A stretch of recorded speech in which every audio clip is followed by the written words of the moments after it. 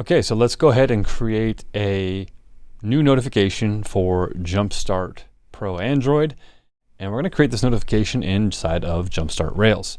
Now, Jumpstart Android is already ready to receive the notifications. And if the notification contains a URL parameter, which we see here in this documentation, if that URL is present, which needs to be a fully qualified URL, then Jumpstart Android will automatically redirect to that URL when the notification is tapped on. So you get free deep linking and URL redirection right out of the box. So how do we do that directly with Jumpstart Android and Jumpstart Pro? So first thing we're gonna do is we're gonna hop over to the Rails app. Okay, now the first thing that we're gonna need to do is actually add the Google Auth gem. Now, I've already added it here, but you can easily add it by running bundle add Google Auth. It'll automatically add it to your gem file. It'll most likely be down here at the bottom. I've just taken it and put it in alphabetical order inside of my gem file. Once that's added, we need to do one additional thing, and that's going to be generating what's known as our FCM.json file.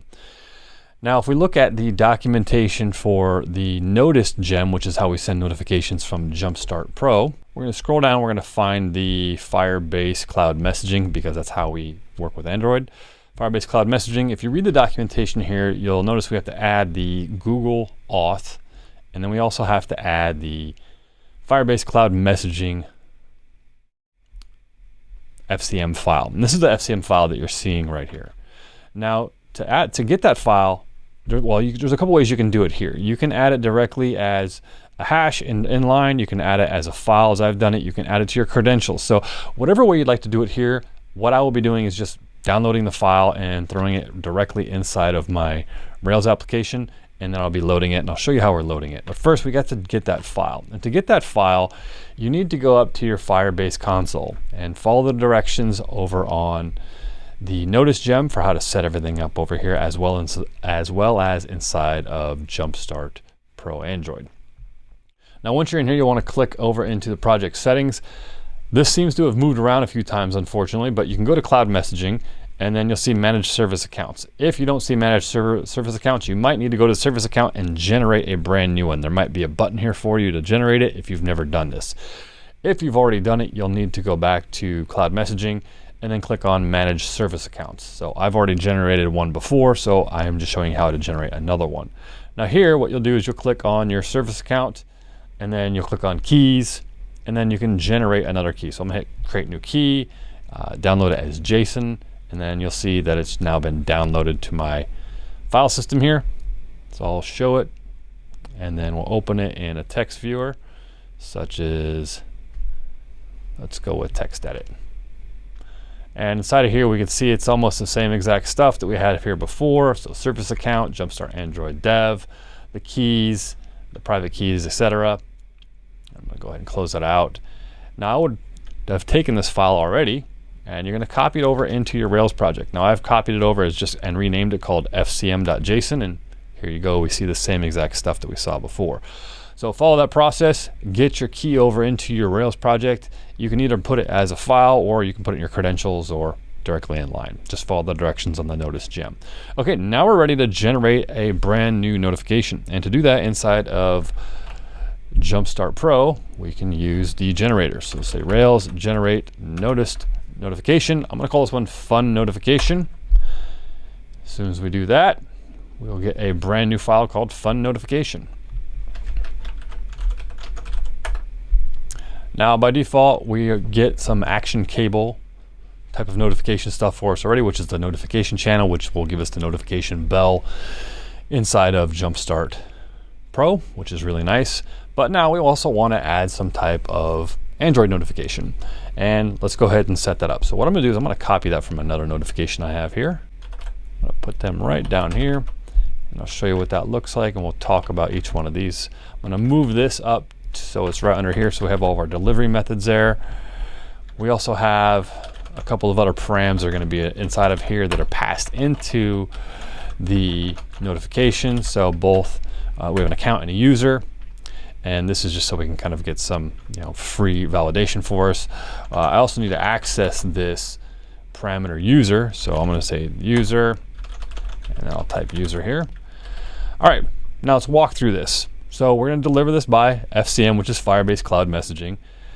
Firebase needs some credentials. This is the Google Auth stuff that we just talked about when we added the Google Auth gem. It needs some credentials to talk to Firebase because Firebase is run by Google. So FCM credentials is a method that we have implemented right down here.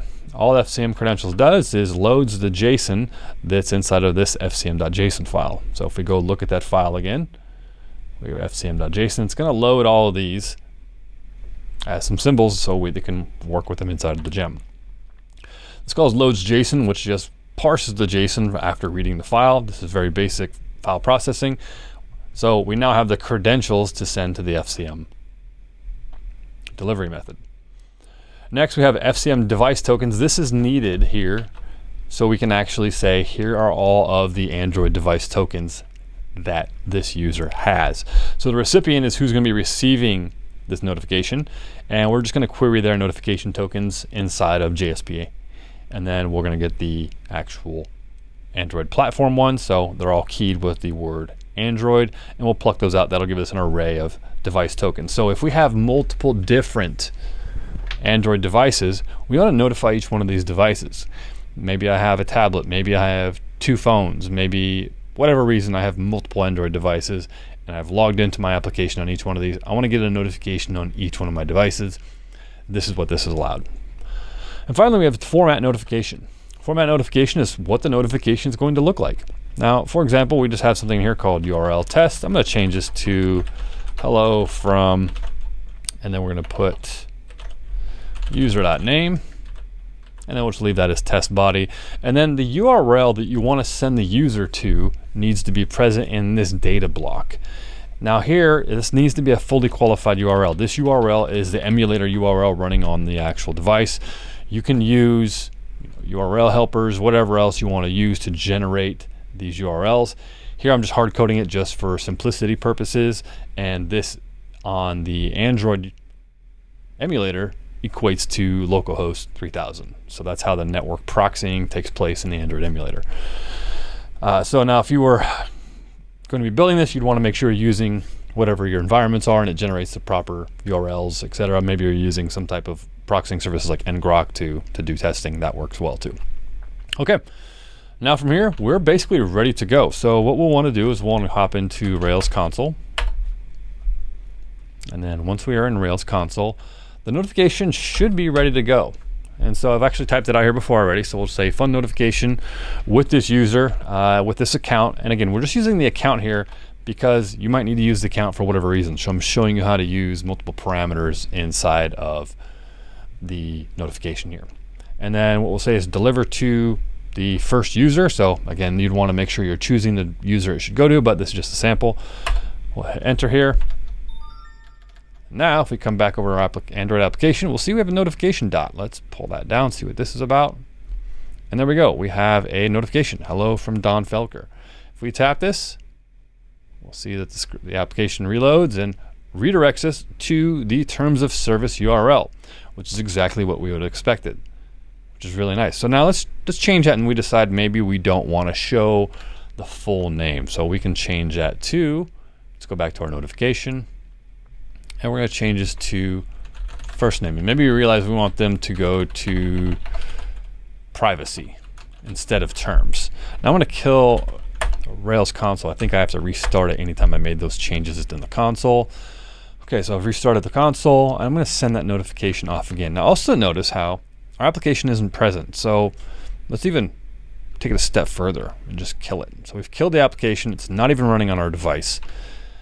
But we need to send a notification to the user, so we're going to send the notification. We sent the notification. Android's listening. The notification comes in. You can see the icon there. We'll pull down.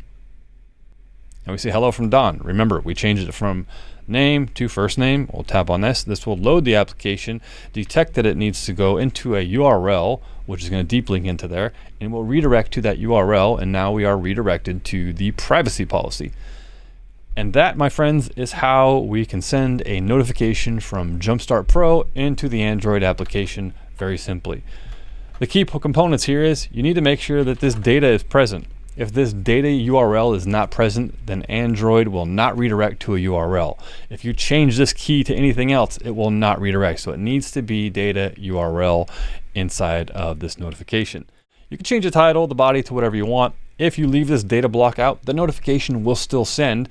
You'll just get a notification that says hello from blah, blah, blah, test body. And then when they tap on it, it will just load the initial activity in Android, which is the first screen, which will then load whatever your root URL requests inside of your Rails application.